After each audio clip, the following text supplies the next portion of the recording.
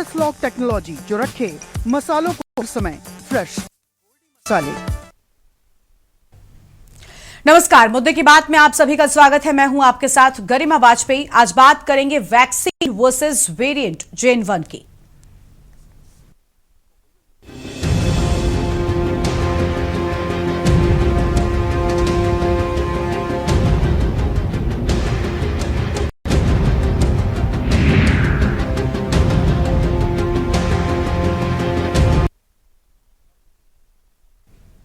कहीं आप भी अपने खांसी, जुकाम, बुखार को सिर्फ बदलते मौसम का असर तो नहीं समझ रहे। लापरवाही खतरनाक हो सकती है, इसलिए थोड़ा सा सतर्क हो जाइए।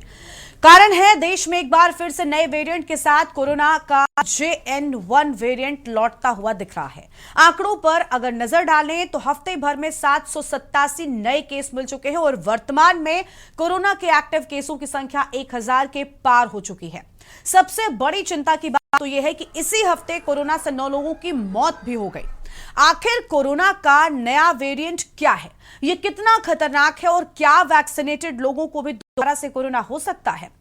आज हम इसी मुद्दे पर करेंगे चर्चा। अपने रिपोर्टर से जानेंगे स्थानीय जगहों का हाल, लेकिन उससे पहले हमारी ये रिपोर्ट आपको दिखाते हैं।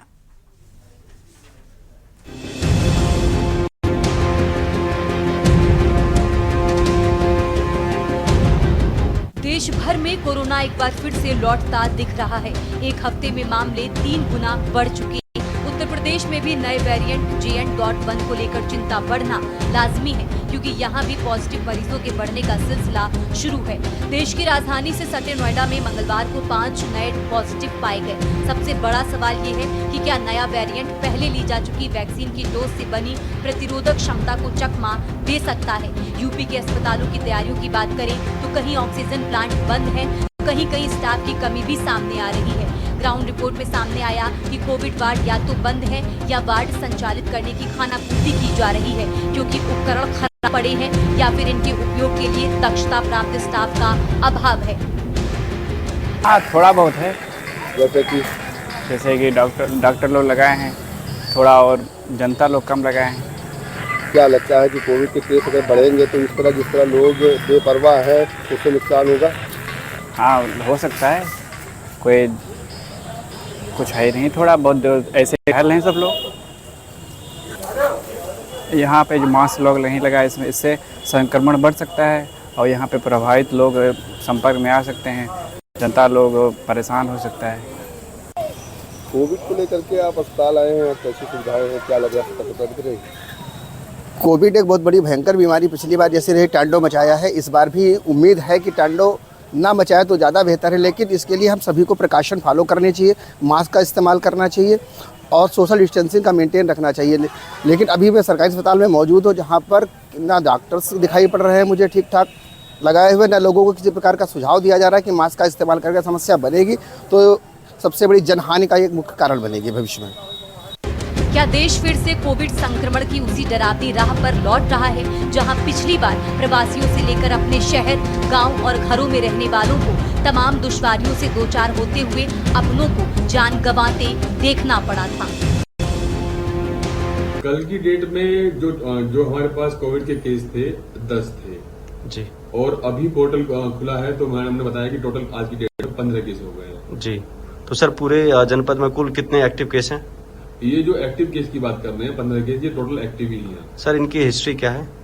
इनके जो सिम्टम आ रहे हैं अभी केवल कोई स्पेशल सिम्टम नहीं है, जो कॉमन कोल्ड के सिम्टम होते हैं वो ही है। तो सर इनमें से किसी को हॉस्पिटल में एडमिट कराना जो बड़ी सब होम आइसोलेशन पे? अभी होम आइसोलेशन पे ही है ना जी। इसमें से जो पहला पेशेंट जो मैंने क्या कहते हैं जो स्टार्टिंग में आया था, जब उसकी हिस्ट्री ली थी तो वो ये आपके उज्जैन गए थे।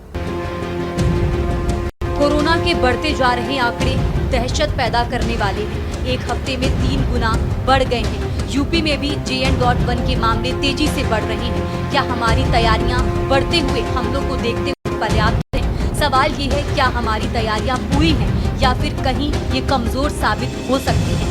अहम बात यह है कि क्या फिर से लॉकडाउन जैसी स्थिति बन सकती है? देश में लगातार कोविड के केस बढ़ रहे हैं, जिसको लेकर के उत्तर प्रदेश में भी अलर्ट घोषित हो जाना चाहिए था। लेकिन जिस तरह सीतापुर के हालात हैं, सीतापुर में ना तो कोविड को लेकर कोई सतर्कता है और ना ही अभी तक किसी भी तरह की कोई एडवाइजरी जारी की गई है। जब हमने जिला प्रशासन में बैठे लोगों से बात की तो उन्होंने बताया कि अभी शासन से किसी भी तरह के निर्देश नहीं मिले हैं। इसको लेकर के अभी तक जिले में कहीं भी कोविड के लिए स्पेशल टेस्टिंग के लिए कोई भी जो वार्ड है वो नहीं बनाया गया है, ना ही कोविड वार्डों को शुरू किया गया है और ना ही वैक्सीनेशन के साथ साथ में मास्क और सोशल डिस्टेंसिंग के लिए भी किसी से अपील की जा रही है। ऐसी स्थिति में अगर उत्तर प्रदेश में कोरोना आता है तो सीतापुर जिला भी बुरी तरीके से प्रभावित होगा, क्योंकि यहाँ पर अस्पतालों में आने वाली भीड़ ना तो मास्क लगा के आती है, ना ही अस्पतालों में आने वाला स्टाफ मास्क का प्रयोग कर रहा है। कोविड को लेकर के सीतापुर जिले में पूरी तरीके से सतर्कता बिल्कुल भी दिखाई नहीं दे रही है। सीतापुर से न्यूज़ के लिए दीपक गुप्ता। अब अपने कार्यक्रम में आगे बढ़ेंगे, लेकिन उससे पहले राकेश कुमार गुप्ता जो कि स्वास्थ्य विभाग के अधिकारी हैं, उनसे हमारे संवाददाता जयवीर मावी ने बातचीत की है। एक बार बातचीत भी आपको सुनाता है। देश भर में एक बार फिर कोरोना के लगातार मामले सामने आ रहे हैं। ऐसे में हमारे साथ मौजूद है डॉक्टर राकेश कुमार गुप्ता, गाजियाबाद सब जिला अधिकारी, जिनसे बात करेंगे कि कोरोना को लेकर किस तरह की तैयारियां चल रही हैं और क्या योजनाएं हैं, कितने दिन डॉक्टर साहब किस तरह कोरोना को लेकर आप तैयारी कर रहे हैं? देखिए, इस कैलेंडर ईयर में हमारा 15 केस आ गए हैं और अभी 14 केस हमारे जो एक्टिव केस है 13 होम आइसोलेशन है। एक केस एक बच्ची है जो हमारी पॉजिटिव आई है, भर्ती क्लास करते हैं। 13 केस में सक्रिय मरीज है, उनमें बहुत सारे मरीज वो हैं जिन्होंने सुखता वक्त बगैर किसी सिम्टम से जाकर जांच करवा ली, हल्का पर चाहते हैं। तो मैं इस बात पर यही कहना चाहूँगा लोगों से कि कृपया करके भयभीत ना हो। मीडिया में जो खबरें आ रही है इससे हम जागरूक रहें, सावधान रहें, लेकिन उसमें भयभीत ना हो कि कोविड आ गया। बहुत सारे ऐसे इन्फेक्शन होते हैं एटमॉस शहर में जो लगातार एग्जिस्ट करते हैं। अगर आपको लक्षण लग रहे हैं, आपको कोई सीवियरिटी लग रही है तो कृपया जाँच कराएं। जांच की सुविधा हमारे यहाँ पर उपलब्ध है। हमारे पूरे शहर में पूरे 200 हेल्थ यूनिट हमारी काम कर रही हैं। वहाँ पर भी आप चिकित्सा कमेटी चिकित्सक उनको बुला सकते हैं या जिस चिकित्सा से आपका फैमिली फिजिशियन जो भी है आप उससे उपचार ले सकते हैं। डॉक्टर साहब, अगर एक्टिव केस की बात करें तो गाजियाबाद में भी कितने एक्टिव केस हैं? 14 एक्टिव केस है, जैसा मैंने बताया। 13 होम आइसोलेशन में, एक डॉक्टर छोटा बच्चा भी होता है। हाँ, वही छोटा बच्चा जिसकी बात कर रहा हूँ, जो 4 महीने की बच्ची है जो महरौली की है और कैलाश में डायग्नोज हुई है। लेकिन वो कई घर वाले थे। मैं वही कहना चाह रहा हूँ कि अगर आपको ऐसे कोई लक्षण लग रहे हैं जिसमें बच्चे को निमोनिया किया, किसी को भी इस तरह की छाती में इन्फेक्शन लग रहा है तो कृपया करके तब जरूर जांच करवाएं। लेकिन कोविड आ गया ये कह के जांच करवाना गिरना चाहिए। डॉक्टर जैसा भी आपने कहा कि कोविड आगे जांच होता है, लेकिन अगर इसलिए सरकारी आपने हैं जो चौदह आपने बताया, इसके अलावा अगर हम प्राइवेट हॉस्पिटल की बात करें क्या वहाँ से कोई रिपोर्ट आई? हाँ, हमारा सर्विलांस सिस्टम वीडियोएस की पोर्टल तो सारी जितनी प्राइवेट लैब होती है, पैनल होती हैं, सभी वीडियोएस की में हमारी एनरोल होती हैं। तो अभी आंकड़े जो है ये टोटल जनपद के आंकड़े हैं। ये जो क्रॉस नोटिफाई होकर बाकी जनपदों से आ रहे हैं, क्योंकि तो ऑनलाइन पोर्टल है, बाकी जनपदों से भी जो ट्रांसफर होकर आ रहे हैं ये सारे मिला के इंक्लूडेड है। तो डॉक्टर साहब के न्यूज़ के माध्यम से आप क्या संदेश देना चाहते हैं आम जनता को कि किस तरह वो कोरोना जैसी महामारी जो जिस तरह से मतलब उससे बचे और क्या वो मतलब जिस तरह बचाव के क्या कारण है? देखिए, एक तो मैं आपको स्पष्ट होती है, ये कोई महामारी नहीं है, ये एक मामूली बीमारी है। इसको महामारी की तरह ना समझें और आपके माध्यम से मैं बस यही कहना चाहूँगा ये मामूली बीमारी है, सामान्य घटना है ये। अगर आपको लक्षण लग रहा है तो कृपया करके डॉक्टर को जरूर दिखाएं, उसकी सलाह लें और डॉक्टर की सलाह के उपरांत ही जांच करवाएं। मैं बार बार वही बात आपसे कहना चाह रहा हूँ, सावधान रहें, भयभीत बिल्कुल नहीं। देखिए, हमारे साथ डॉक्टर राकेश कुमार गुप्ता जी जिन्होंने कहा कि कोरोना को लेकर तनाव न ले, एक साधारण बीमारी है और यदि आवश्यकता हो तो जांच कराएं। जयवीर मावी, के न्यूज़ गाजियाबाद।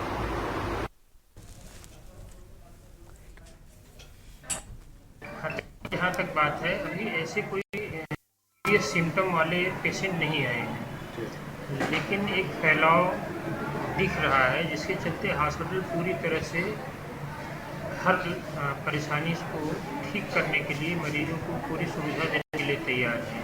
इसके लिए हॉस्पिटल में ट्रीटमेंट के साथ साथ पूरी ऑक्सीजन की व्यवस्था है, नेबुलाइजर की व्यवस्था है और दवाइयों की व्यवस्था है, एंटीबायोटिक की व्यवस्था है, बेड तैयार है, आइसोलेशन वार्ड तैयार है और ऑक्सीजन प्लांट फुल वर्किंग में है। हमारे पास हर बेड पर सेंट्रल पाइपलाइन और ऑक्सीजन सप्लाई की व्यवस्था है।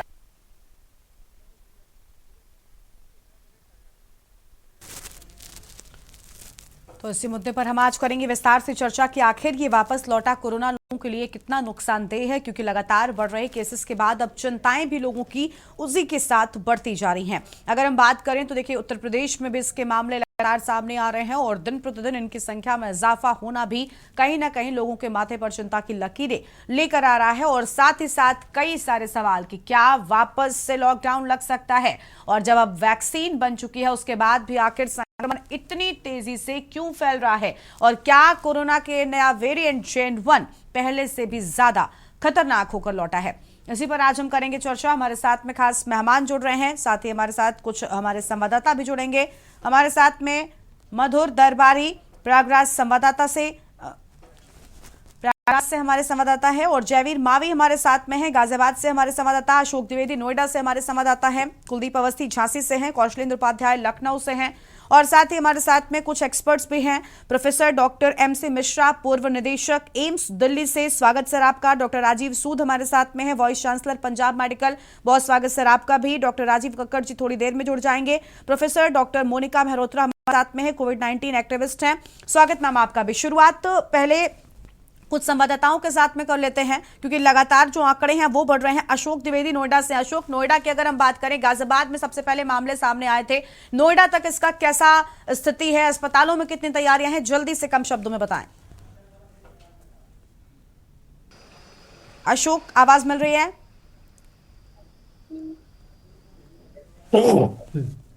ठीक है, बिल्कुल मैं आपको बता दूं, 3 दिन पहले एक एक्टिव केस जो है नोएडा में दर्ज किया गया था। उसके बाद देखते देखते 3 दिन के अंदर 15 केसेस जो है कोरोना के दर्ज किए गए। वहीं जैसे कोरोना का कल पोर्टल खुलता है, पोर्टल खुलने के बाद ही अचानक से 15 केसेस देखने को मिले।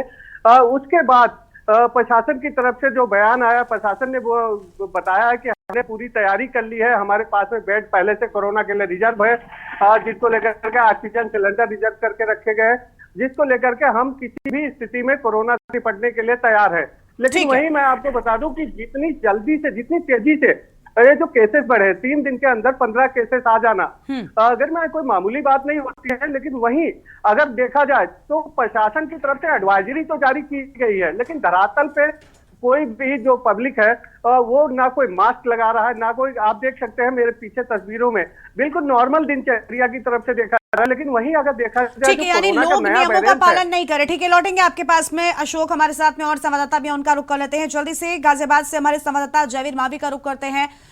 जयवीर, गाजियाबाद में कैसी स्थितियां हैं, क्योंकि कोरोना के एक्टिव केसेस यहां पर सामने आए हैं, लोगों में डर देखने को मिल रहा है, लेकिन क्या लोग नियमों का भी कुछ पालन कर रहे हैं या सिर्फ डर बढ़ रहा है?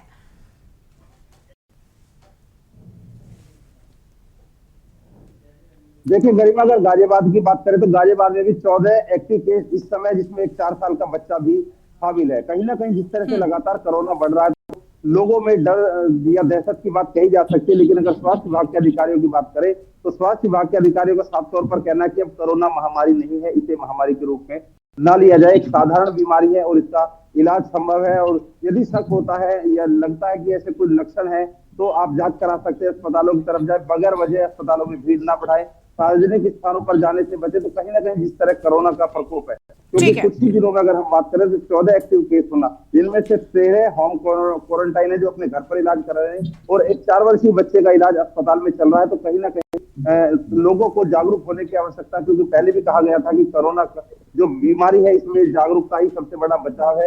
यदि जागरूकता के साथ रहेंगे, ठीक है, बिल्कुल लोगों को एहतियात बरतने होंगे, शायद तभी संक्रमण से हम बच पाएंगे। लौटेंगे आपके पास में। प्रयागराज से हमारे संवाददाता मधुर दरबारी भी लगातार बने हुए, उनका रुख कर लेते हैं। मधुर, प्रयागराज से क्या अपडेट है, अस्पतालों में क्या इंतजाम कर लिए गए, क्योंकि यूपी में कोरोना की एंट्री खतरनाक तरीके से हो चुकी है?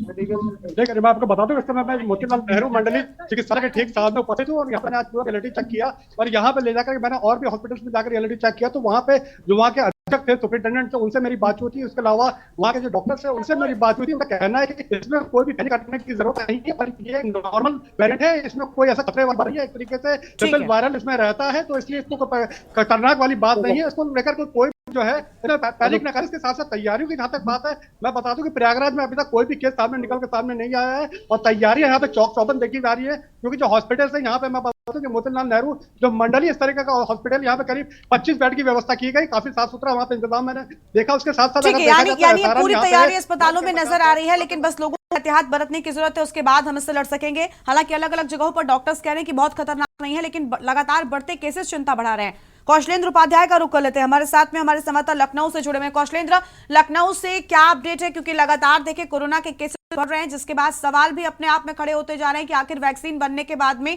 कोरोना के केसेस बढ़ने के बाद भी लोगों की चिंता क्यों है, और क्या जो लोग वैक्सीनेटेड हैं उन पर भी इसका कोई असर होगा? बहुत सारे सवाल हैं। स्थितियां क्या है फिलहाल लखनऊ में, अस्पतालों में इंतजाम कैसे हैं?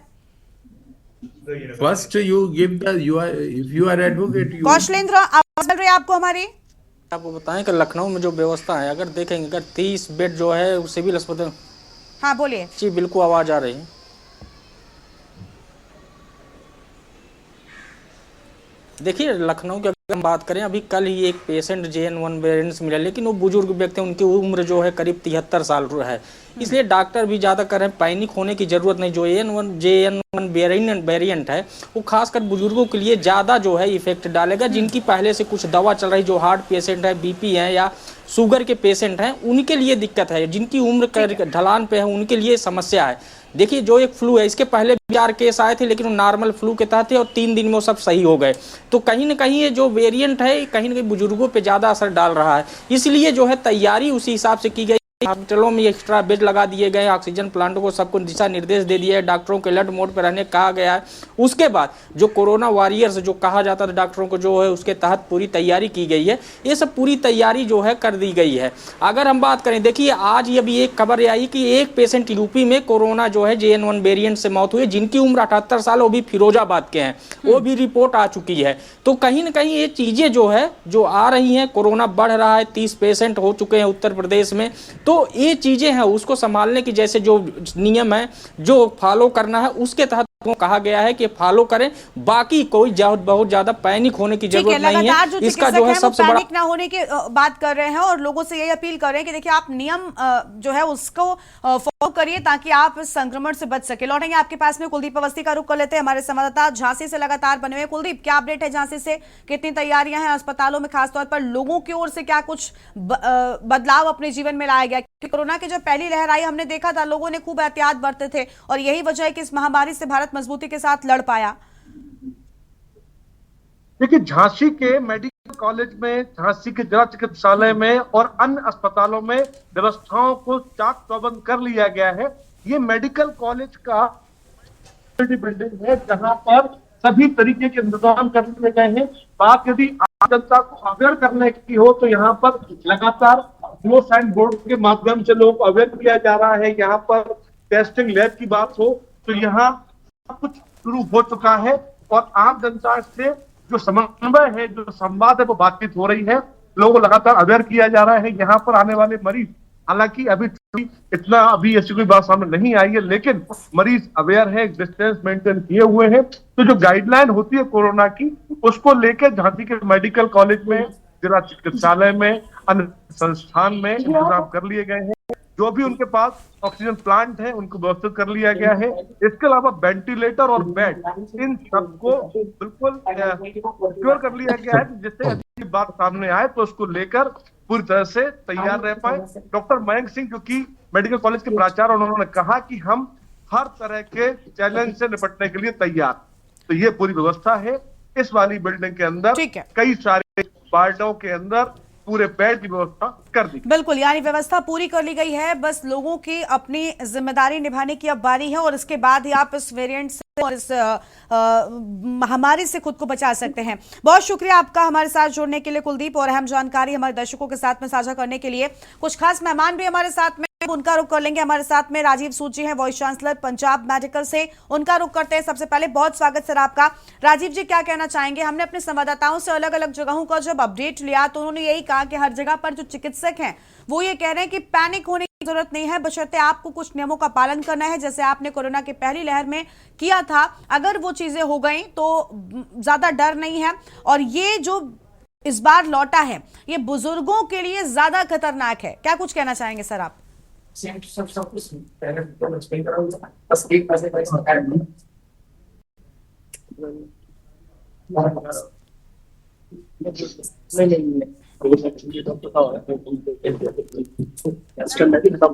आप कैन आई स्पीक? आप हमसे पूछ रही हैं? राजीव सूद जी मेरे साथ में है। Okay. सर आपको आवाज मिल रही है? डॉक्टर कक्कड़ जी राजीव आपके सूद। पास आएंगे, पहले राजीव सूद जी का रुख करते हैं, फिर आपके पास आता है।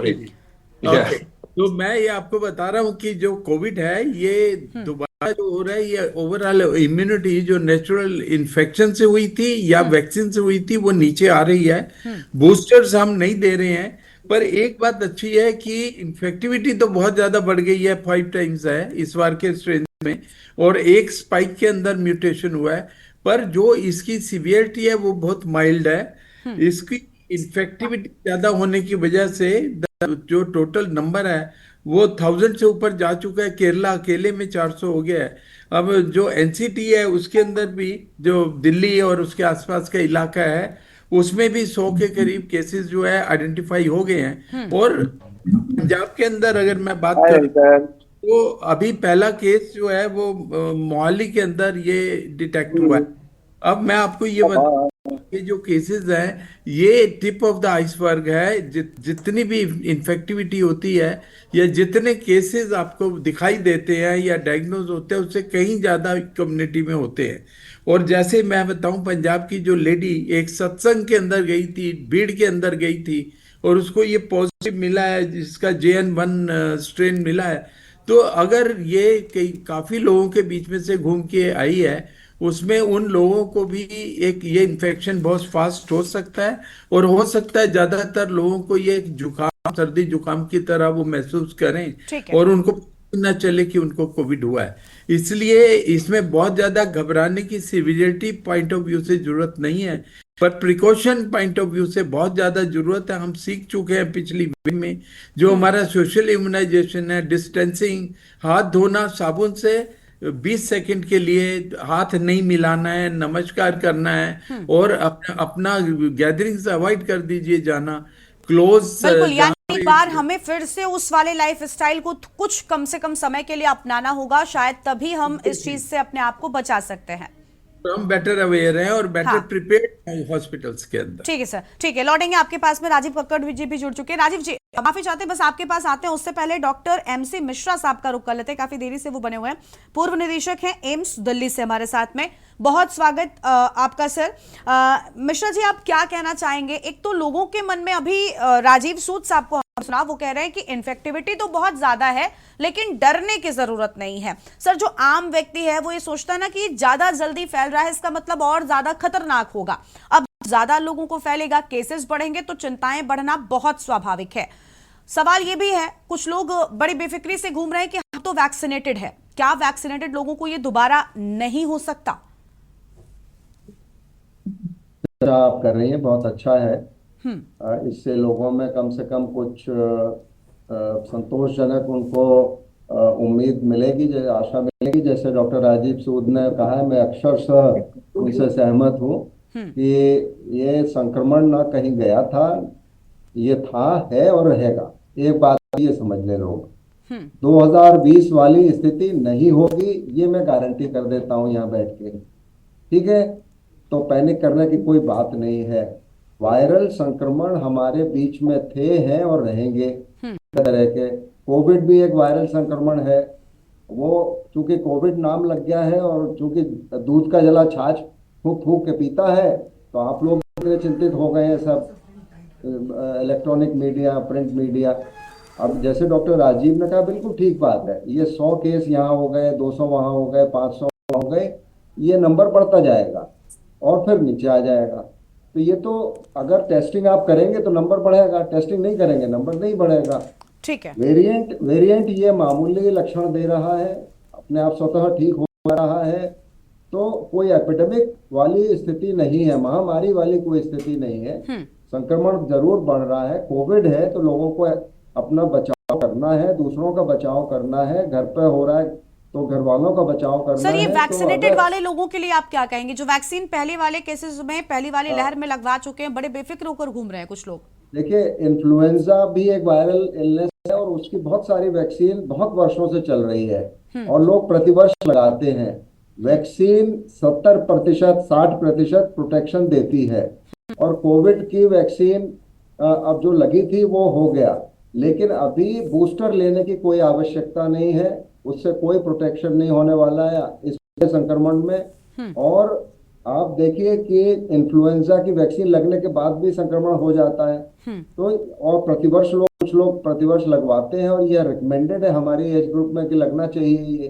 तो वैक्सीन बिल्कुल नहीं लगाने की अभी जरूरत है। अभी तो केवल सोशल, जैसे डॉक्टर राजीव ने कहा, सोशल वैक्सीनेशन, दूरी बनाए रखिए, अपना हाइजीन बिल्कुल, यानी प्रिवेंशन जो है वो बहुत ज्यादा जरूरी है। अगर वो कर लिया गया तो मुझे लगता है फिर शायद इतनी भयावह स्थिति बिल्कुल नहीं होगी जो हमने देखी है इसके पहले के कोरोना वेरिएंट्स में। अपनी चर्चा को हम राजीव कक्कड़ जी के साथ में आगे बढ़ाएंगे, बस एक छोटे से ब्रेक के लिए रुकते हैं, फौरन हाजिर होंगे।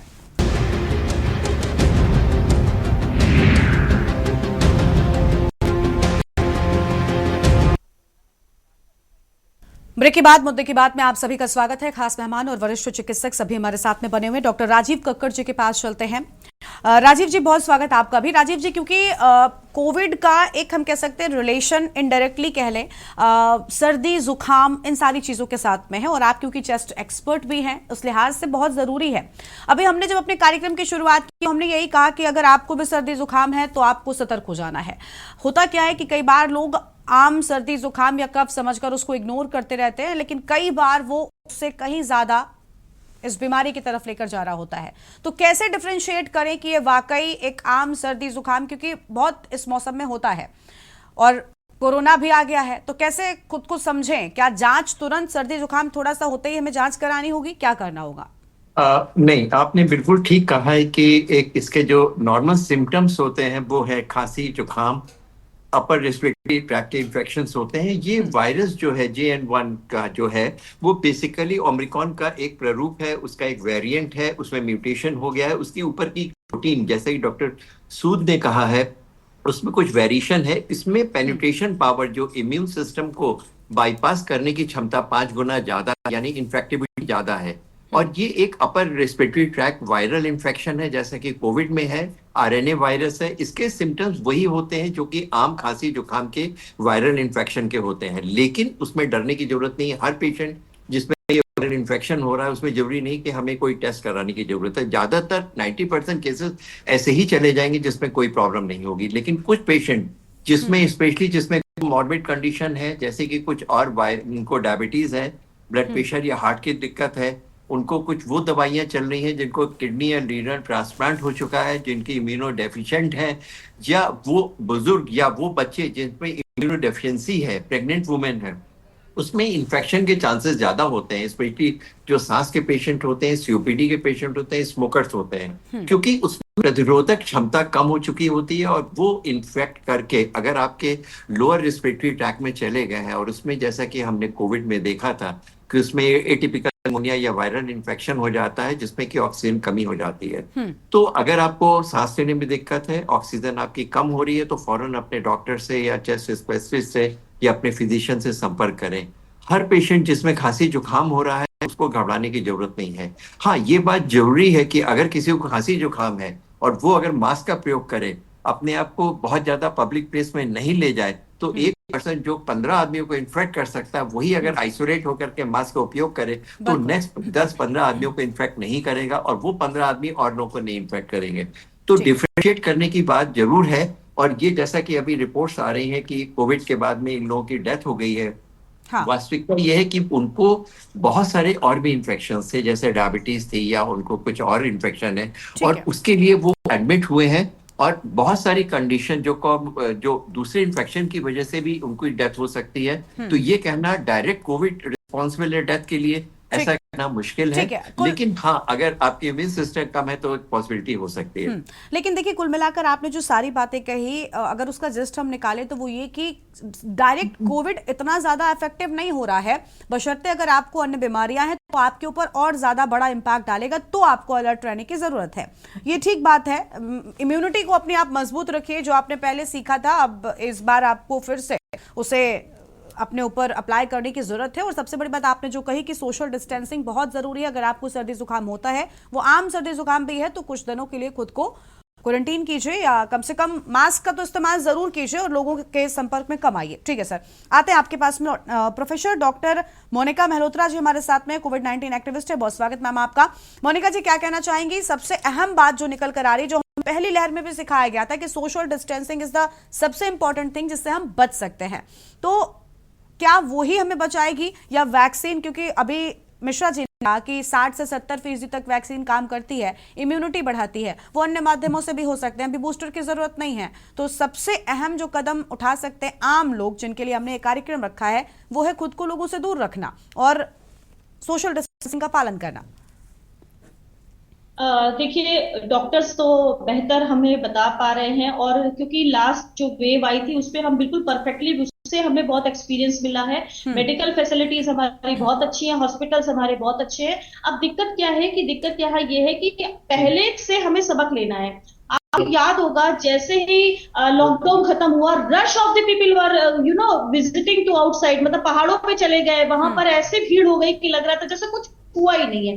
तो हमारी मानसिकता ये हो गई है कि हमें डराया जा रहा है। ऐसा नहीं है, आपके अंदर एक भाव होना चाहिए, जैसे सर ने भी बोला कि आपको अगर सर्दी खांसी है तो आप बचो, आप क्वारंटाइन हो जाओ, ताकि क्योंकि आपके हो सकता है इम्यूनिटी स्ट्रांग हो और दूसरे की इम्यूनिटी इतनी स्ट्रांग नहीं हो, वो उससे इफेक्ट हो सकता है। तो एक तो ये बात है। दूसरा, देखिए, हमें कुछ बताने की जरूरत नहीं है, वही हैंड वॉश वाला है, मास्क, छोटा सा एक आपका प्रयास है कि आपको मास्क पहनना है। अगर हम ये भी सोसाइटी के लिए नहीं कर पा रहे तो आई एम सॉरी कि हमको कुछ नहीं, हमें अधिकार नहीं है कि हम मानव कहलाने के लायक हो, क्योंकि हमें ये पता है कि छोटे से चीज से हम कई सारे लोगों को बचा सकते हैं। हेल्थ पे, जैसे कोविड ने हमें सिखाया कि योगा की तरफ जाइए, आपको वो चीजें, एक सात्विक भोजन खाइए। बाहर का खाना बिल्कुल बंद हो गया था, लोगों ने घर में अपने आप को क्वारंटीन रख के, या लॉकडाउन की वजह से हम घर में थे, हम अपने फैमिली को टाइम दे। एक चीज मैं यहाँ पे आपको गरिमा जी जरूर बताना चाहूंगी, हमारे यहाँ एक फेज आता है अर्थ रिवेंज टाइप का, कि अगर हम ओवर एक्सप्लॉयटेशन अर्थ का करते हैं तो अर्थ कहती है भाई तुम बहुत ज्यादा हो गए हो, अब हमें इतने की जरूरत नहीं है। कहते हैं मदर नेचर जो है, उसकी जो टेबल है, डाइनिंग टेबल है, वो लिमिटेड लोगों के लिए सजी है। अगर विदाउट इन्विटेशन कोई आएगा तो उसे जाना पड़ेगा, भूखे जाना पड़ेगा।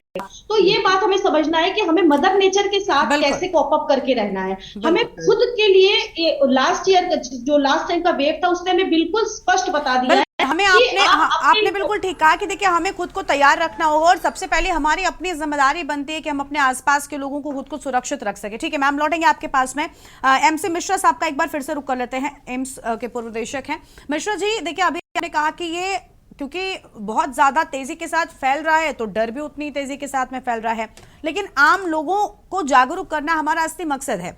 और आम लोगों से आप क्या कहना चाहेंगे कि क्या करें? क्योंकि बीमारी होती है, अगर सर्दी जुकाम होता है, कक्कड़ साहब ने बताया कि बहुत ज्यादा डरने की जरूरत नहीं है, जब सीवियरिटी बढ़े तब आप डॉक्टर के पास जाइए। लेकिन जो लोग डर रहे हैं बढ़ते केसेस को देखते हुए, वो क्या करें? क्या सिर्फ इतना कर लेना काफी है कि सोशल डिस्टेंसिंग का नियमों का पालन करना शुरू कर दिया जाए, या किसी इम्यूनिटी बढ़ाने के लिए भी जो हम लोगों ने पहली लहर में खूब सारे नुस्खे जो हैं वो अप्लाई किए थे, कितने न जाने काढ़े इजाद कर दिए गए, क्या वो सब दोबारा से करने की जरूरत है? प्रेस कॉन्फ्रेंस गरिमा, ये बहुत अच्छा प्रश्न है आपका। हाँ। और मोनिका अभी बहुत अच्छे से आपको बता रही थी कि हमारी जो अपनी जीवनचर्या कैसी होनी चाहिए, सात्विक भोजन और डिस्टेंसिंग जो भी है। लेकिन मैं संक्षेप में यही कहूंगा कि आप अपना बचाव करें स्वयं। जो डॉक्टर मोनिका बहुत कह रही थी कि अगर ये भी नहीं हम कर सकते तो क्या कर सकते हैं समाज के लिए, अपने लिए ही कर लें। और दूसरों का बचाव ये बहुत आवश्यक है। खाली डरने से, खाली पैनिक करने से कि बहुत कुछ हो जाएगा, ऐसा कुछ नहीं होने वाला। कोई हम महामारी में नहीं जा रहे हैं, और ये जिस तरह से सर्ज अभी ऊपर गई है, ये नीचे बहुत जल्दी आ जाएगी। और ये हम वायरल संक्रमण में हमेशा देखते हैं। लेकिन फैलता ही एक दूसरे को हम लोगों से ही है। निकाल जैसे डॉक्टर सूद ने कहा कि ये 5 गुना ज्यादा संक्रमित करता है जो ये वेरिएंट JN.1 का है, और भी वेरिएंट आ जाएंगे। अगर आप टेस्टिंग खूब सारी करेंगे तो उसमें खाली JN.1 नहीं होगा, और वेरिएंट्स बहुत सारे होंगे। और RNA वायरस है, इसका वैक्सीन का जो उपयोग है वो सीमित होता है इन वायरसेस के लिए, बूस्टर की आवश्यकता नहीं है। हम जो अपने लेवल पे कर सकते हैं एज ए नागरिक इस देश के, वो डॉक्टर मोनिका बहुत अच्छे से और बड़ा पैशनेटली बता रही थी कि भाई ये भी हम नहीं कर सकते तो कैसे कर सकते हैं। तो हम लोगों को अपने लेवल पे भी, और जैसे अस्पताल में हम लोगों ने प्रिकॉशन लेना शुरू कर दिया है, भीड़ भाड़ वाली जगह में मत जाइए, अगर आवश्यकता नहीं, अनावश्यक यात्रा मत करिए, बस से, रेल से या हवाई यात्रा अगर आप अवॉइड कर सकते हैं। अगर आपको संक्रमण है तो बिल्कुल मत करिए, क्योंकि आप और लोगों को संक्रमित करेंगे। तो ये सब जो अगर बचाव के उपाय हैं बहुत साधारण है। अगर बुखार होता है, सिर में दर्द होता है, पैरासीटामोल सबसे सुरक्षित दवाई है। मैं 3H बोलता हूँ, होम केयर, हाइड्रेशन, हाइड्रोथेरेपी। ये 3H फॉलो कर लें, कुछ कहीं जाने की जरूरत नहीं। टेस्ट कराएं नहीं कराएं, कोई उसमें इतनी आवश्यकता नहीं होती, उससे और लोगों में भ्रम फैलता है। तो इसलिए अगर किसी की तबीयत ज्यादा खराब हो रही है, रोग प्रतिरोधक क्षमता कम है, कोई कैंसर कीमोथेरेपी ले रहे हैं, उनको और अधिक बचाव करने की आवश्यकता है। ठीक है, अगर आप किसी अन्य, आपकी कोई मेडिकल हिस्ट्री है सर, बिल्कुल ठीक आपने कहा, तो आपको ज्यादा अलर्ट रहने की जरूरत है, क्योंकि ऐसे में आपकी इम्यूनिटी, बहुत स्वाभाविक सी बात है कि अगर आप किसी बीमारी से लड़ रहे हैं तो आप पहले ही कमजोर हैं, तो अपने आप को और ज्यादा आपको सुरक्षित अगर रखना है तो उसके लिए आपके लिए और ज्यादा नियमों का पालन जरूरी हो जाता है। राजीव सूद साहब हमारे साथ में हैं, वाइस चांसलर हैं पंजाब मेडिकल से, उनका रुख एक बार फिर से करेंगे। सूद साहब, अभी सवाल ये भी है कि देखिए, prevention is better than cure हमें बचपन से पढ़ाया गया और वही हम अप्लाई भी करना है, लेकिन वैक्सीन के बाद में ये हुआ था कि वैक्सीन लग गई तो अब लोग बेफिक्र होकर रह सकते हैं। क्या वैक्सीन की कोई वैलिडिटी जैसा कुछ होता है कि ये इतने समय तक असर करेगी? आप अपने शरीर को कैसे इम्यून, हम उस सिस्टम को और ज्यादा मजबूत करें? क्या किसी बूस्टअप की जरूरत है? जैसे आपको बताया कि वैक्सीन से हमारी इम्यूनिटी बढ़ती है और वो धीरे धीरे थोड़ी सी वीक होती है, और वो बूस्टर से फिर से बूस्ट हो जाती है इम्यूनिटी। जो नेचुरल इन्फेक्शंस हुए हैं और जो इम्यूनिटी डेवलप हुई है वो नीचे जा रही है। इस टाइम वो स्टेज नहीं है कि अभी बूस्टर की मास इम्यूनाइजेशन शुरू कर दिया जाए, पर हम अगर इसको लगाएं उसके बाद भी इन्फेक्शन हो सकता है, पर माइल्ड होता है। जो इन्फेक्शन जो होता है, ये इन्फेक्शन तो ऑलरेडी माइल्ड है, और इससे कम्युनिटी की जो इम्यूनिटी है वो बन रही है। हाई इन्फेक्टिविटी है, जितने लोग आपको दिखाई दे रहे हैं उससे कहीं ज्यादा इन्फेक्टेड होंगे। तो इस टाइम आपके जो क्वेश्चन है कि वैक्सीन के बाद इन्फेक्शन नहीं होता, नहीं, ये सच नहीं है। इन्फेक्शन हो सकता है पर माइल्ड होता है इन्फेक्शन, या एसिम्प्टोमेटिक भी हो सकता है। और अभी जो कम्युनिटी है उसमें ये इम्यूनिटी अपने आप भी फैल रही होगी डेफिनेटली। और इसमें ये स्टेज आज की इम्यूनाइजेशन, मास इम्यूनाइजेशन करने की अभी जब तक इंस्ट्रक्शन ना आए, जब तक गाइडलाइंस ना डिक्लेयर करे, गवर्नमेंट से नोटिफाई ना हो, अभी वो स्टेज नहीं आई है। और अगर ऐसा कुछ राजीव साहब, क्योंकि है क्या कि अब अस्पतालों में इसकी वैक्सीन उपलब्ध है, तो लोग, होता ना, पहले वेरिएंट में भी, पहली लहर में हमने देखा ना, लोगों ने कितनी सारी नई नई चीजें अपनी ओर से कर दी, तो लोग सोच रहे हैं कि हम खुद जाकर अगर वैक्सीन लगवा लेंगे तो हम फिर से सुरक्षित हो जाएंगे। तो उनके लिए क्या मतलब आप कहना चाहेंगे कि ऐसा करने से क्या वाकई आप फिर बिल्कुल फ्री हो सकते हैं? देखिए, वैक्सीन से भी थोड़ा बहुत रिस्क तो होता ही है, ऐसा नहीं है वैक्सीन भी रिस्क फ्री है, बट वैक्सीन जितने हाई रिस्क पेशेंट हैं, ओल्ड एज है, कैंसर है, या कोई मेटाबॉलिक डिजीजेज हैं, डायबिटीज वगैरह, बुजुर्ग लोग हैं, उनके लिए अगर कंसीडर करें तो सोचा जा सकता है। मास इम्यूनाइजेशन का अभी कोई गाइडलाइंस नहीं आई है, गाइडलाइंस के लिए वेट करें। जब भी ये गाइडलाइन आए तो अपने आप आपको बता दिया जाएगा कि अब वैक्सीन की जरूरत है। आज का सिनेरियो है, मोस्ट प्रोवियर सिम्टोमेटिक के अंदर कन्वर्ट होता हुआ नहीं दिखाई, एटलीस्ट ये वायरस तो म्यूटेट हो सकता है, पर आज की डेट में वो स्थिति नहीं है। पॉपुलेशन अपने घर के अंदर ही रहे, कोई सिम्टम्स हो, और जो है वो ऑलवेज बेटर है क्योर से, ये तो उनको मालूम ही है। और प्रिवेंशन कैसे करनी है हम ऑलरेडी अवेयर हैं अपने और इस पुराने। बार तो हमें ये भी मालूम है, बिल्कुल ठीक कहा आपने कि इस बार तो हमें ये भी मालूम है कि कैसे खुद को बचाना है, तो उन सारी चीजों का पालन बस आपको करना है। राजीव कक्कड़ साहब का रुख कर लेते हैं। कक्कड़ साहब देखिए, वही सारी चीजें हैं जैसे हमने पहले देखा था। आप सभी बहुत वरिष्ठ चिकित्सक हैं, देश के जाने माने, और इसलिए हमने आपको यहाँ पर बिठाया कि जो आम लोग डर रहे हैं असल में उनका डर कम हो और तैयारी ज्यादा हो। हमारा मकसद ये है कि वो डरे नहीं बल्कि तैयार रखे खुद को। अगर आसपास कोई केस भी आता है तो अब उतनी जरूरत नहीं है डरने की, क्योंकि वैक्सीन नो डाउट हमारे पास में है जो हमें 60 से 70% तक बचाती है। लेकिन सर क्या कि इस बार ये बिल्कुल साफ हो गया है कि सब कुछ, अगर सबसे ज्यादा जो इंपॉर्टेंट है वो है सोशल डिस्टेंसिंग, खुद का बचाव और क्वारंटीन ही जरूरी है। अगर आपको कुछ भी होता है तो आपको सिर्फ और सिर्फ दूर रहना है। और जो बाकी बीमारियों से पीड़ित मरीज हैं वो क्या करें? जैसे आपने अभी कहा था कि डायबिटीज है या कुछ भी है, थायराइड है, ऐसी कोई भी बीमारी है तो उनको ज्यादा डर होता है, तो क्या वो लोग अपनी इम्यूनिटी बूस्टअप के लिए पहले से कुछ कर सकते हैं? क्योंकि इनकी इम्यूनिटी कम रहती है। राजीव जी अनम्यूट कीजिए आप सर, आपकी आवाज नहीं आ रही, आप अनम्यूट कीजिए। कोई भी इन्फेक्शन होता है वो दो चीजों पर निर्भर करता है, जो इन्फेक्टिव ऑर्गेनिज्म है, जो वायरस है या बैक्टीरिया है, वो कितना स्ट्रांग है, और आपकी लोकल इम्यूनिटी और जनरल इम्यूनिटी कैसी है। इम्यूनिटी का जो मेन स्तंभ है वो कुछ चीजों पर निर्भर करता है। एक तो प्रॉपर डाइट, आपकी जो डाइट होनी चाहिए वो इतनी इन्फ्लेमेटरी डाइट नहीं होनी चाहिए, यानी जंक फूड नहीं होना चाहिए, फ्रेश डाइट होनी चाहिए जो आपको न्यूट्रिशन प्रोवाइड करे। अगर हम जंक फूड की बात कर रहे हैं तो वेस्टर्न जंक फूड के अलावा जो इंडियन जंक फूड है, समोसा है, नमकीन है, तली हुई चीजें हैं, इमरती है, जो ये चीजें हैं वो भी आपके लिए इम्यूनिटी को नीचे करती हैं। तो अगर फ्रेश खाना खाएं, चीजें वो लें जिसमें न्यूट्रिटिव एलिमेंट होता है वो लें, इन्फ्लेमेटरी मेडिएटर्स वाली चीजें नहीं लें। दूसरी चीज एक्सरसाइज, अपने ऊपर कम से कम 1 घंटे का समय आपको देना। नींद 7 से 8 घंटे की रात की जरूरत है। वो जो नींद होती है वो आपको इम्यूनिटी एंटीबॉडीज डेवलप करती हैं। ये जो बच्चे होते हैं उसमें नींद की मात्रा ज्यादा होती है, और जो एडल्ट होते हैं उसमें 7 से 8 घंटे की रात की नींद चाहिए। अक्सर हमने देखा है कि लोग 4 घंटे रात को सोते हैं, कहते हैं 2 घंटे हम दिन में सो जाएं या वीकेंड में हम उसकी नींद पूरी कर लें। कोई ये एक बैंक का अकाउंट नहीं है कि हम नींद को ऐड ऑन करके उसको हम पूरा कर लें। तो रात की नींद, प्रॉपर एक्सरसाइज, स्मोक और टोबैको, अब इस समय वर्ल्ड टोबैको वीक चल रहा है। टोबैको, जितना वैरायटी ऑफ टोबैको हम लोग इंडिया में यूज करते हैं शायद वर्ल्ड में कहीं नहीं करते हैं। चाहे वो स्मोकिंग हो, चाहे वो किसी खैनी हो, पान मसाला हो, किसी न किसी फॉर्म पे हम लोग टोबैको का इस्तेमाल करते हैं जो आपकी लोकल इम्यूनिटी कम करता है। अल्कोहल, ये है बहुत कम समय में बहुत सारी चीजें करना, टेंशन है, ये अगर हम चीजों को अवॉइड कर लें तो आपकी इम्यूनिटी पे बहुत कुछ फर्क पड़ेगा। तो नींद, डाइट, एक्सरसाइज, ये 3 चीजें अगर हम लोग कर लेते हैं तो शायद हमारी इम्यूनिटी बहुत अच्छी रहेगी। और तीसरी चीज जो सबसे महत्वपूर्ण है, अपने मस्तिष्क को बहुत ज्यादा टेंशन में मत करिए। आप रेस में दौड़े चले जा रहे हैं लेकिन आपको कहाँ जाना है ये आपको नहीं मालूम है, इसलिए जरूरी है अपने दिमाग को शांत रखें, टेंशन ना करें, कूल डाउन करें, अपने आप को अपना टाइम लेकर के कम से कम 1 घंटा अपने बॉडी के लिए जरूर निकालें।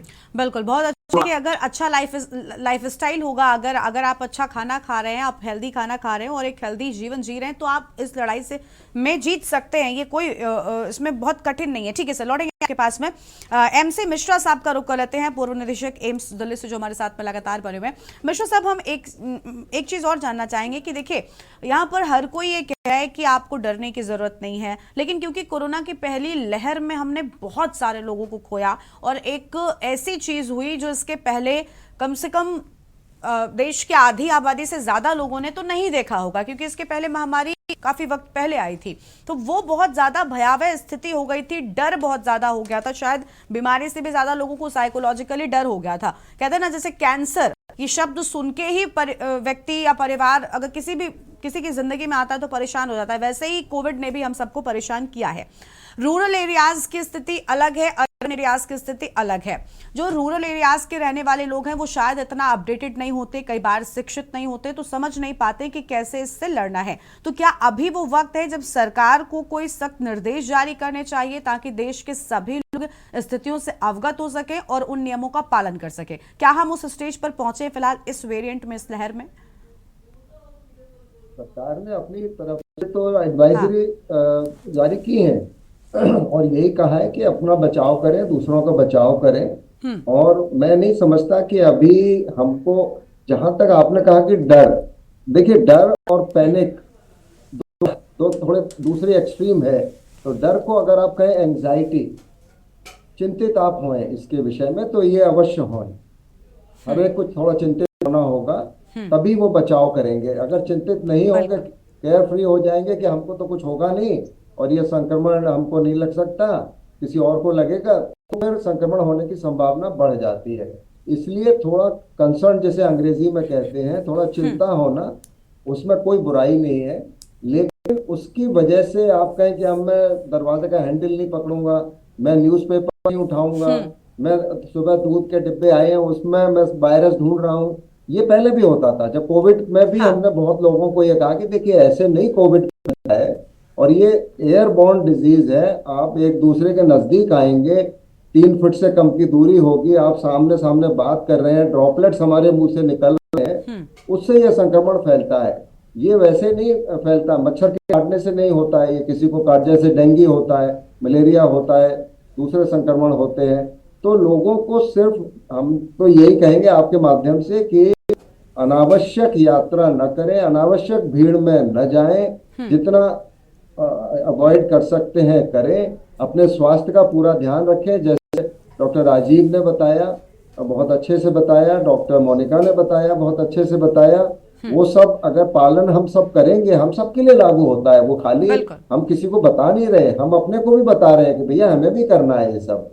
तो हमको भी मास्क, यानी नियमों का पालन ही सबसे जरूरी चीज है। वो कोई भी हो, अगर नियमों का पालन आपने कर लिया और बीमार व्यक्ति को अगर उससे दूर रख लिया खुद को, तो आप बच सकते हैं। ठीक है सर, लौटेंगे आपके पास में। मोनिका मेहरोत्रा जी का रुख कर लेते हैं। मोनिका जी, क्या कहना चाहेंगे, आम लोगों से किस तरीके से अपील करेंगे कि वो नियमों का पालन करें? क्योंकि हर एक पैनल में बैठे व्यक्ति का ही कहना है कि देखिए, ना तो डर से हम इस बीमारी से बच पाएंगे और ना ही वैक्सीन हमें पूरी तरीके से बचा सकती है। बशर्ते अगर हम सुरक्षित रह सकते हैं तो नियमों का पालन। बीमार लोगों से, सर्दी जुकाम वाले लोगों से थोड़ा दूरी बनाकर रखें, मास्क पहने और हाथों को बराबर धोते रहें। देखिए, सिंपल सी बात है कि हमारे सनातन में भी कहा गया है कि अयम निजः परो वेति गणना लघु चेतसाम उदार चरिता नाम वसुधैव कुटुंबकम। हमारे तो प्राण में ही वसुधैव कुटुंबकम की बात है कि ये पूरा विश्व हमारा एक परिवार है। अगर हम अपने परिवार को, मतलब मैं कहती हूँ कि अगर जो एक व्यक्तियों का समूह है वो परिवार बनाता है, परिवारों का समूह समाज बनाता है, समाज का समूह एक राज्य बनाएगा, राज्यों का समूह देश और देश का समूह विश्व बनाता है। तो मेन इकाई तो एक व्यक्ति ही है ना। अगर हमने अपनी जिम्मेदारी का पूरा, सबको सब कुछ पता है, कोई नई बात हम नहीं कर रहे हैं, लेकिन अगर हम अपनी जिम्मेदारियों को सही हृदय से, सच्चे मन से निभा लें, तो कुछ भी ऐसी समस्या नहीं जिससे हम लड़ नहीं सकते, कोई भी एक चीज हमें हरा नहीं सकती। क्योंकि हम तो वो है ना जो मुसीबतों का सामना कर करके आगे बढ़ते हैं और तपते तभी तो सोना बनता है। तो कोविड ने हमें बहुत कुछ सिखाया है, उसे ही हमें फॉलो करना है, पैनिक नहीं होना। इवन अगर कोई इस तरह का पेशेंट आ है तो लास्ट टाइम हमने जैसे किया था उसे सपोर्ट करना है। डॉक्टर साहब ने और हमारा मेडिकल फैसिलिटी बहुत अच्छी है, बहुत अच्छी बात उन्होंने भी बोली है कि कुछ भी ऐसा नहीं है जो हम कोई एक्स्ट्रा करेंगे, हर चीज का प्रिकॉशन है।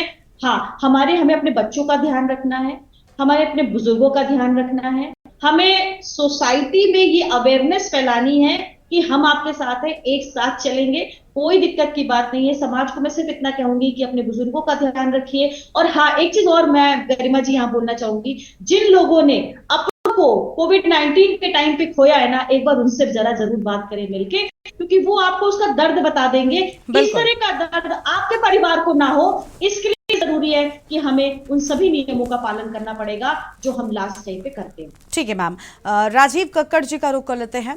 राजीव कक्कड़ जी, देखिए अभी बहुत अच्छी बात मैम ने कही कि बहुत सारे लोगों ने लॉकडाउन के दौरान, हमने देखा, हम सब ने सोशल मीडिया पर देखा कि कुछ लोगों के लिए बहुत अच्छा बेरा, लोगों ने घर पर रहकर छुट्टियां बनाई, अच्छी अच्छी चीजें बनाकर खाई, बहुत अच्छी बात है। हम ये दुआ करते हैं कि हर किसी के लिए ऐसा ही रहे।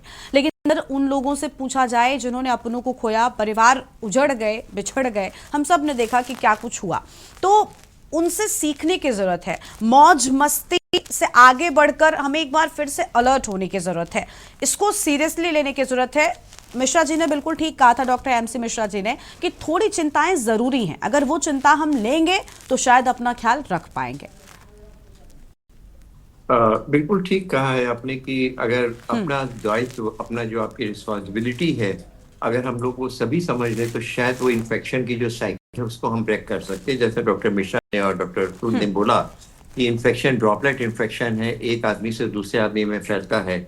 अगर किसी को भी कफ कोल्ड हो गया है तो जरूरी नहीं है कि वो टेस्ट कराए, क्योंकि माइनर इन्फेक्शन जो भी हो रहा है उसमें जरूरी नहीं कि हर आदमी को मालूम होगा कि कोविड है कि नहीं है। हर कफ कोल्ड को अपने आप को आइसोलेट करके कम से कम अगर वो मास्क भी लगा ले, पब्लिकली वो जाकर के लोगों से कांटेक्ट, बहुत क्लोजली कांटेक्ट नहीं करे, तो आप उसको बचा सकते हैं, औरों को इन्फेक्ट होने से बचा सकते हैं। हम खुद मास्क लगाएं, खुद इन्फेक्ट होने से बचने से अच्छा है कि जो इन्फेक्ट हो गया है उसको एक माइनर इन्फेक्ट भी है तब भी वो मास्क लगा करके अपने आप को आइसोलेट कर ले, वो भी एक आपकी अपनी रिस्पॉन्सिबिलिटी है। उसके अलावा जो पब्लिक वर्कर्स हैं, जो हॉस्पिटल वर्कर्स हैं, जो कि बहुत पब्लिकली मूव करते हैं, अगर आपके घर में कोई बुजुर्ग है या इम्यूनो डेफिशिएंट है, यानी उनको कोई बीमारी है, अगर आपके घर में आ रहा है तो आने के बाद में जरूरी है कि बेड पे जाने से पहले या औरों के संपर्क में आने के पहले वो अच्छे से नहा ले, शैम्पू कर ले, अपने सारे कपड़े बाहर उतार करके सेपरेट कर ले, फिर उनके संपर्क में आए। थोड़ी सी प्रिकॉशन, थोड़ी सी चीजें जो पहले की गाइडलाइन अब की गाइडलाइन को मिला के अगर हम करेंगे बीमारियों से होने से बच सकते हैं। ठीक है, यानी नियमों का पालन। देखिए हर बार वही चीज निकल कर आती है कि जैसे हमने पहले खुद को बचाया था बस वैसे ही आप एक बार फिर से अपने आप को तैयार कर लीजिए, कुछ बड़ा बदलाव नहीं करना है और हम यही चाहते हैं कि स्थिति वहां तक ना पहुंचे। एक आखिरी सवाल डॉक्टर MC मिश्रा जी के साथ हम करना चाहेंगे। मिश्रा जी देखिए लगातार ये बात निकलकर सामने आई कि ये जो JN.1 वेरिएंट है ये इन्फेक्टिव ज्यादा है, यानी फैल तो जल्दी रहा है लेकिन खतरनाक उतना है पहले की तरह या नहीं है, ये बस एक आखिरी सवाल है। ये गरिमा बिल्कुल जैसे भी रिपोर्ट्स वैज्ञानिकों ने दी हैं, हमारे जो इसमें स्पेशलिस्ट हैं उन लोगों ने जो बताया है कि ये माइल्ड संक्रमण करता है, जिसमें आपको थोड़ा बुखार हो सकता है, सिर में दर्द हो सकता है, मांसपेशियों में दर्द हो सकता है, थोड़ा खांसी जुकाम के लक्षण आ सकते हैं और स्वतः ये अपना 4-5 दिन में ठीक हो जाता है। ठीक है। बुखार भी, बहुत तेज बुखार की रिपोर्ट्स अभी तक नहीं आई हैं इसमें, लेकिन हो सकता है, हर एक शरीर सबका अलग है, सबकी प्रतिरोधक क्षमता अलग होती है, कौन किस संक्रमण को कैसे रिएक्ट करेगा ये भी सब में बड़ा फर्क होता है। तो किसी को तेज बुखार भी हो सकता है, इसीलिए मैंने कहा घर पे रह के जो 3 H अंग्रेजी के मैंने बताए, होम केयर, हाइड्रेशन, हाइड्रोथेरेपी। आप बुखार अगर बहुत तेज हो रहा है बच्चे को या किसी को भी, वयस्क को भी या वरिष्ठ नागरिक को भी, तो उनका बुखार जितना जल्दी हो नीचे लाने की बहुत आवश्यकता है। खासतौर से बच्चों में